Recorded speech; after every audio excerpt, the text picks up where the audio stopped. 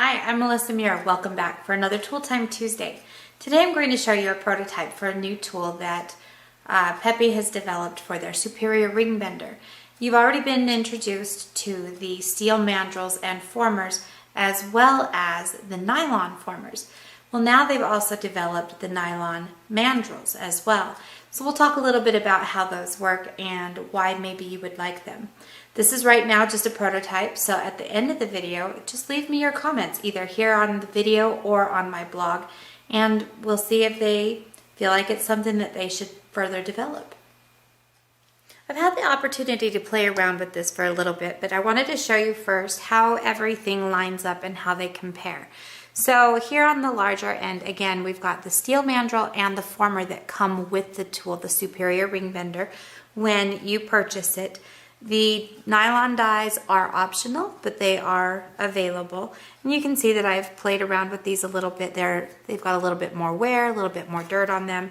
Obviously, the nylon dies are not going to be as durable as the steel ones, but there's also benefits to that because you do have more movement, and it also will not mar your metal or your wire or whatever it is that you're working with. So now this is what they have introduced here is the nylon mandrels to go along with their steel counterparts. So now you actually have the option of using totally steel or steel with a nylon mix, whether you go either way, or you could even use just complete nylon. Why would you want to though? Why would there be any need to use only nylon? And I gave that quite a bit of thought.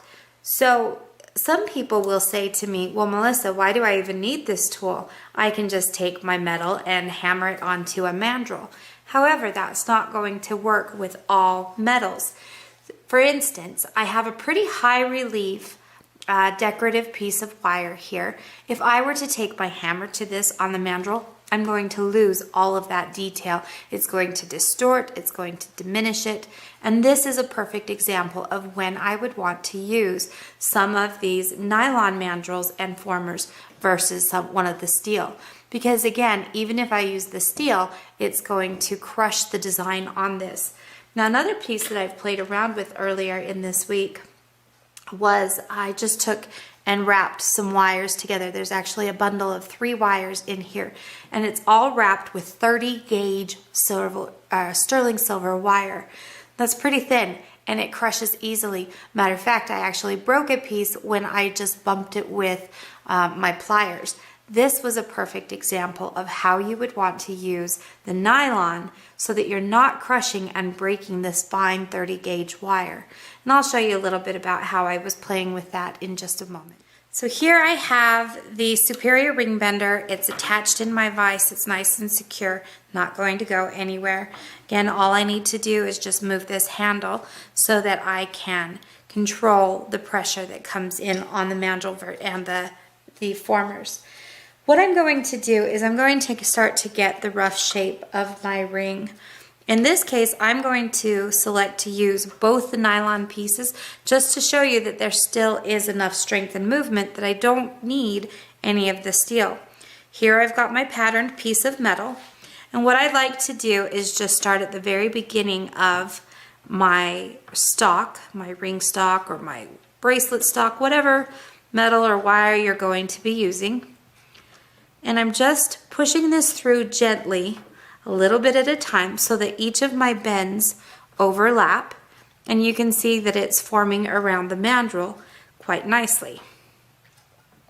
It's very simple, there's not a lot of pressure. I have not annealed this metal at this point. Okay, so it's too big to go completely closed around this, and I need to close this up further so that I can get a good joint for soldering. So now I will just slip these pieces out, move the next pieces in, and repeat the same pattern. And again, each time just kind of overlapping each of those bends, and it further refines and tightens this ring. Now again, one of the things that I really like about this is that there is no distortion whatsoever of my pattern, my design. I'm not crushing it. Nothing is happening in that term. Whereas if I had the steel, I run that risk greater. I like the fact that if I use both of the nylon mandrel and former, that there is some movement here that, again, I don't worry about changing the design, but I also still have that ability to give some really good force. Now here you can see that I'm off just a little bit. Take my fingers, just kind of move that back together, and then I can further refine this shape of my ring. And the purpose here is not necessarily to have a perfectly round ring at this point, but to get that joint closed enough that then I can come back and put this onto a ring mandrel, finish shaping and sizing it as well.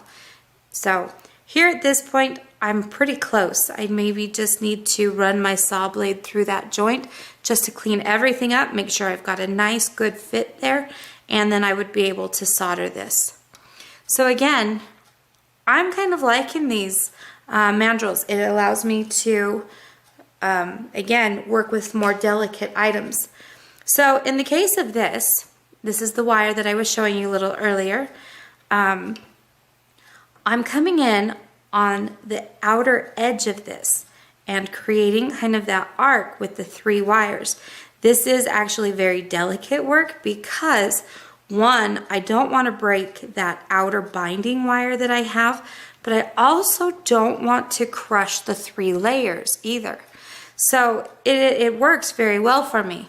Again, the steel on either one of these sides would very easily compress that 30 gauge wire there and compress it.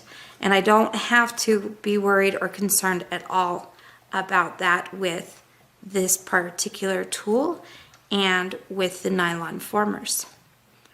So there's my thoughts. I've showed you now a couple of different things. Tell me your thoughts. Do you think that this would be something that if you have the Superior Ring Bender, is it something that you think you might want or use?